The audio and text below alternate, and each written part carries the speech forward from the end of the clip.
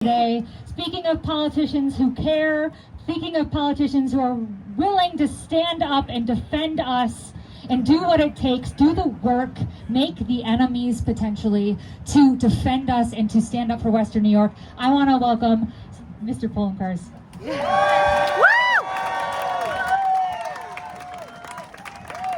Thank you. Good afternoon.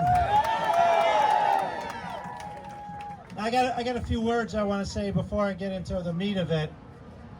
I met Melissa Hortman last year, the delegate to what is the equivalent of our assembly, the equivalent of the speaker of our assembly, and we talked. This was post-election. It was at an event at the White House, and we talked about what we need to do to get through these 4 years. Never did we think that one of us or any of our colleagues would be subject to assassination. So I know it's loud out there, but I just like to ask everyone for a moment of silence for Melissa Hortman and her husband Mark. And if you pray, please pray for the full and complete recovery of Senator John Hoffman and his wife.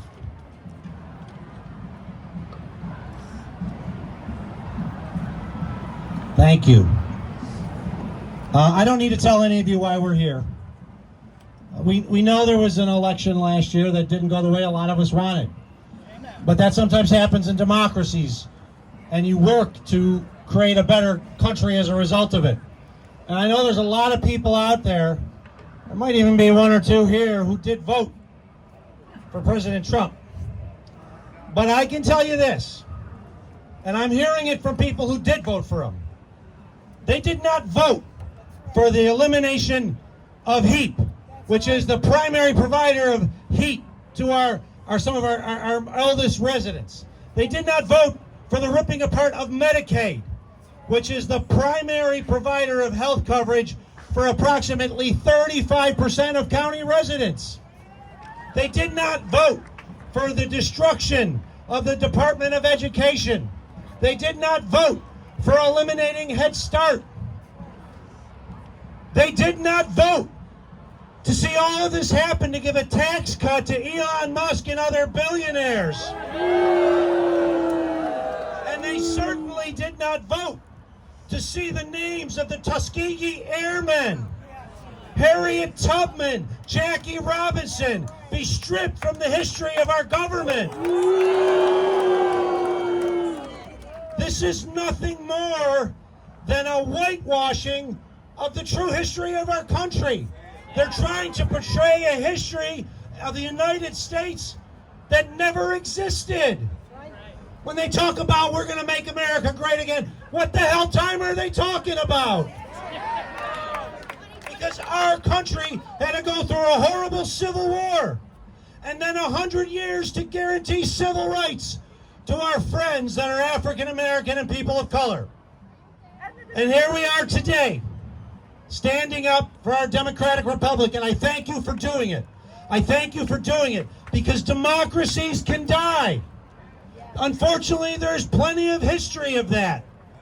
When our country was created, they called it the American experiment, because there was no record of anything similar to that in the past, and it wasn't expected to make it. As Benjamin Franklin said as he walked out of the Constitutional Convention, when asked what form of government did we have, he said, a republic, if we can keep it. And somehow we've kept it for 249 years. And next year is the 250th birthday of America. But I say to each and every one of you, too many of our fellow citizens believe just because our country has lasted this long, that it will continue throughout our lifetimes and forever. But it takes true democracy of people standing up to protect their republic for that to happen. The United States of America is the longest lasting democratic republic in the world's history.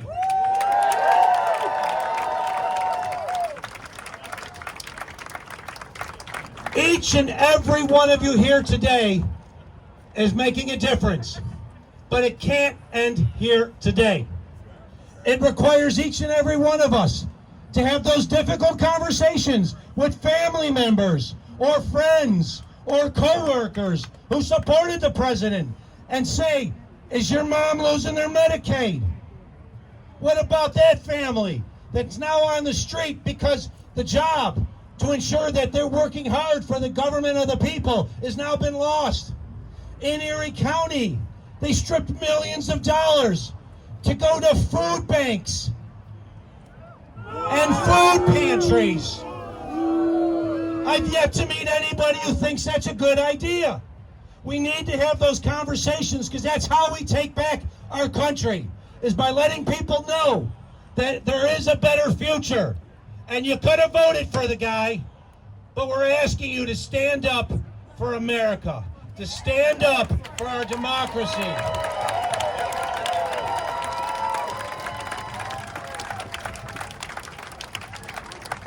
And there's one sure method to do it. It's to get out and vote in every election. I'm not telling you who to vote for, but you know that if you don't vote, we can lose our republic. So, to each and every one of you, I ask you to remember the words of our late great Senator Daniel Patrick Moynihan.